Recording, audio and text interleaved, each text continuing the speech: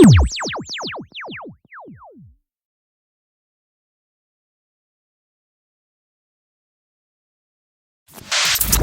நான் டாக்டர் சரவணன், அருமின் ஏஸ்தெட்டிக்ஸ்லேருந்து. இன்றைக்கி நம்ம பிஆர்பி எப்படி இன்ஜெக்ட் பண்ண போகிறோம்னு ஸ்டெப் பை ஸ்டெப் பார்க்க போகிறோம். ஃபஸ்ட்டு இனிஷியலாக பெயின் தெரியாமல் இருக்கிறதுக்காக நம்ம லோக்கல் ஜெல் நம்ம தலையில் அப்ளை பண்ண போகிறோம், எங்கே இன்ஜெக்ட் பண்ண போகிறோமோ. அதுக்கப்புறம் நம்ம ஒரு 30 ml பிளட் ட்ரா பண்ணி அதை சென்ட்ரிஃப்யூஜ் பண்ணுவோம். ஃபஸ்ட்டு நம்ம லோக்கல் அப்ளை பண்ணலாம்.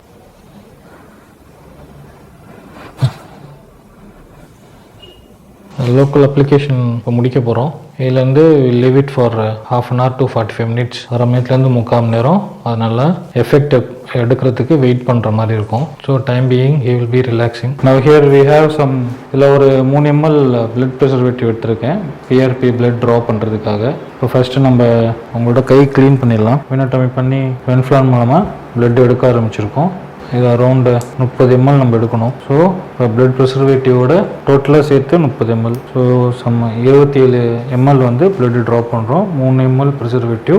ஸோ அதை சென்ட்ரிஃபியூஜ் போட்டு பிளட்டில் இருக்க மற்ற காம்பனன்ட்ஸ்லாம் பிரிச்சுட்டு பிளேட்லெட் மட்டும் தனியாக பிரித்து எடுக்க போகிறோம். பிஆர்பி கிட்டில் இன்ஜெக்ட் பண்ண போகிறோம். நம்ம 30 ml உள்ள இன்ஜெக்ட் பண்ணுறோம். 30 ml கண்டெய்னரில் ரெடியாக இருக்குது. அதை நம்ம சென்ட்ரிஃபியூஜில் இப்போ நம்ம பிஆர்பி ரெடி ஆயிடுச்சு. நம்ம பிளேட்லெட் ரிச் பிளாஸ்மாவை இல்லை நம்ம சிரஞ்சில் எடுத்தாச்சு. அப்ளை பண்ண லோக்கலில் எடுக்க போகிறோம்.